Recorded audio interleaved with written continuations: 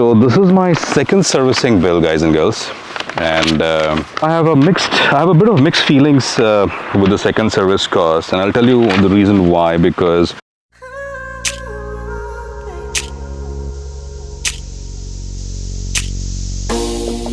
under ride solo one, for some reason I don't know what's the right way to gear yourself up, but I like to wear the helmet first and then the jacket for some reason. I used to try earlier, I used to wear the jacket and then the helmet, but then it used to be difficult to stretch my hand around. Trying to zip the jacket at times could be difficult because the chin of the helmet comes in the way of your vision, so it's a bit of practice, but I've got comfortable with it now. Jai Mata Di. So my media is also connected. Let me see if I can play any songs from my media. Nope, which means I'll have to get down, get my mobile out and do the needful. I'll do that in a minute. So I'm just stopping the vehicle to get my phone out and then try and play the songs that I want to. First figure out which pocket the phone is, otherwise you end up removing both the gloves. We'll put the 50 most played songs.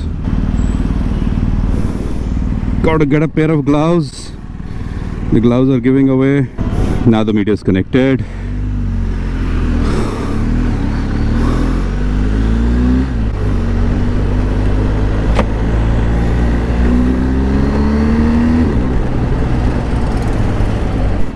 It is such a hoot to drive this machine, man. The temperature is about 29 degrees centigrade. I can assure you by the time I start returning back, the temperature will climb to 30-35 easily. Either way, I got my second servicing done for the bike, and I will talk about that when I park the bike somewhere in a nice shade, and we'll talk about the bill that I got. Sir, show the indicator. Sir, if you think I'm driving a bit wild, but I think after 2 weeks when you ride a bike, I think all the adrenaline that's been stored over the week and over the last weekend just seems to be gushing out, right? Yeah, I'm going to mellow down after some time, which is for sure, because it's never safe to rip your bike on the roads. Highly unpredictable. Let's see what's my vehicle stats today. Oh, 33. I had 36 and oh my, why is it that way? I've got such low tire pressure.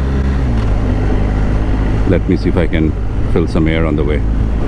I have 347 kilometers of range with the petrol in my tank. My bike's tank, and my tank is also full, so feeling pretty energetic in the morning.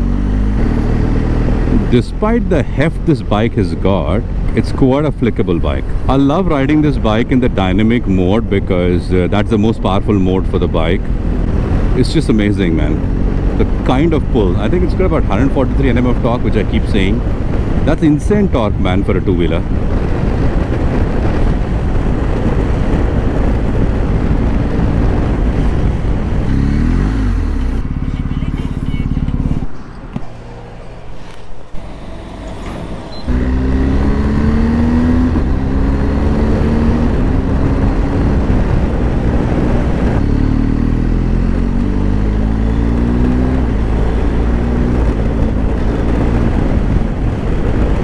So to get better audio, I've invested in a Blue Armor mount. It's not an investment, it's a small price, but the fact is that you got to stick it using a 3M tape on the chin of your helmet.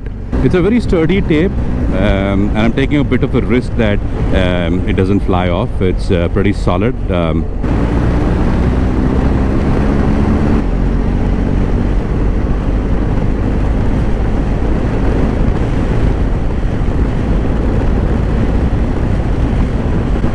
This time I have my microphone, not in the chin direction, not at the chin. In the past I used to have it out there with the dead cat.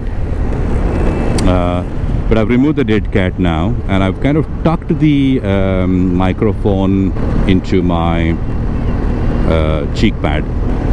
I've kept it inside the cheek pad, and with the Blue Armor mount, the straps don't create any gap between the visor and the helmet. Otherwise the breeze that was going through was also causing a bit of a wind noise. So let's see how it records this time. I'm hoping it records well.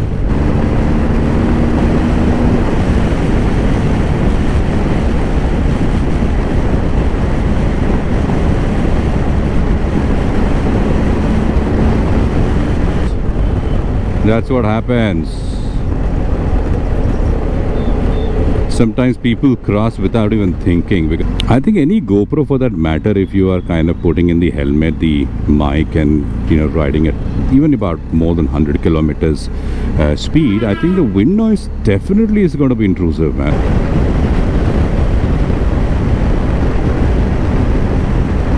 I need to find a good spot to stop my bike and talk you through the second service experience that I've gone through and the cost for the second service.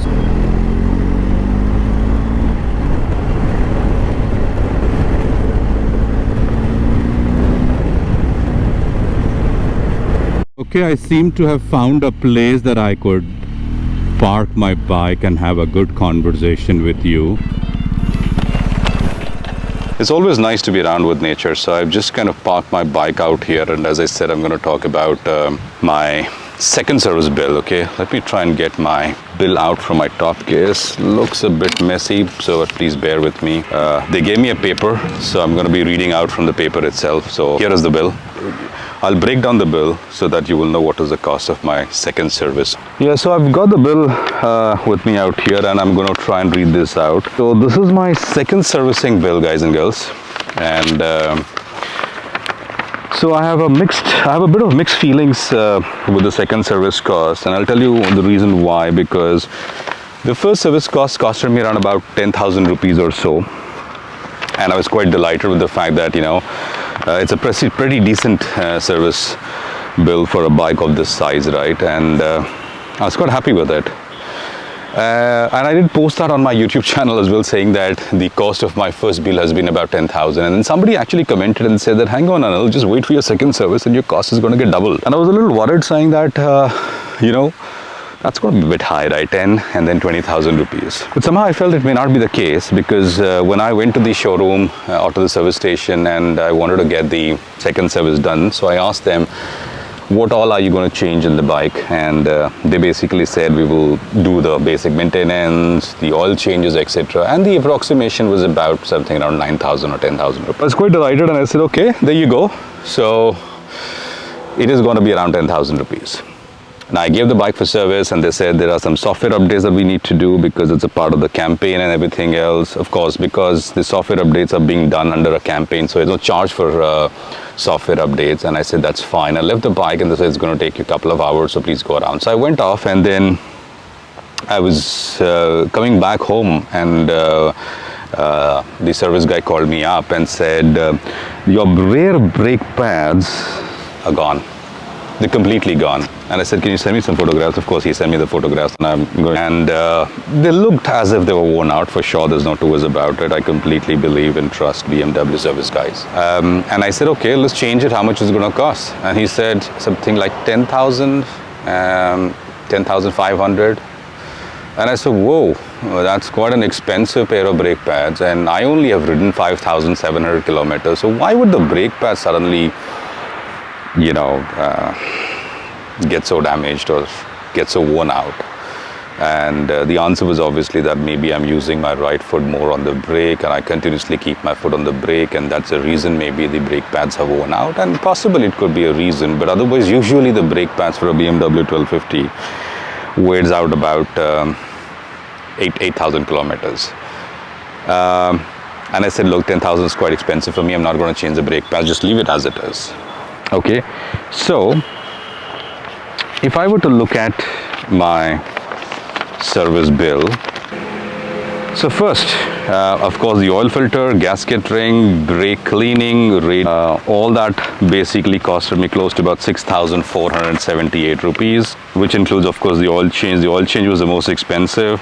So the oil change costed me 3,698. So out of the 6,478 bill, the oil change is a little over 50% of the total bill for spares. Okay. Then after that, there's a BMW service cost, which probably is the labor cost, which is 952 rupees. Decent. Oil change and engine change, filter, that's again, there's a manual labor cost for 762 rupees. Underbody wash, 571. System programming and software programming, 1173. I got a discount on that for sure, okay, because under free update. is what I'm told. So the total bill costed me about 3,430 for the labor and about 6,478. You can do the math, roughly about 10,000. And if I had changed my brake pads for the bike, then that would have costed me another 10,000. If I had got the spare part change, which is the brake pad, it would have costed me 20,000. And that's so true to one of the colleagues who actually commented on the YouTube channel saying that, you know, your second service will cost you 20,000, which is right. The reason is because I'm in two minds now. I really don't want to go with the brake pad replacement right now. It's not going to last more than 300-400 kilometers is what I'm told. So I have not been riding, as you know, last week I didn't ride. So this week I've come out to do this video. Now, 10,000 for a brake pad sounds damn expensive, so I kind of inquired with a couple of people. So there's an OEM part, which is the ECB brand. You know how much it costs you? 3,000 rupees, and labor is about 500 to fit it, let's say, so 3,500 rupees. I save 6,500. And please give me a little bit of a suggestion as to what you think about it, right? I mean, should I go with the original from the BMW or the OEM part, which is the ECB brand? Let's talk a little more as I hit the road. For now, thank you so much. You're back on the saddle. So you heard about my service bill story. I look forward for suggestions for people who are watching my video. What should I do? 100, 120 speeds, I think, on highways like this is pretty decent, and I think you have more confidence riding the bike at that speed. Because anything faster than that, you know, I probably wouldn't recommend. You could ride a bit faster, but a short burst, only for a short burst of time. Otherwise, I think the best speeds to be riding on this motorcycle with less stress and enjoying the ride more is 100-120 kilometers.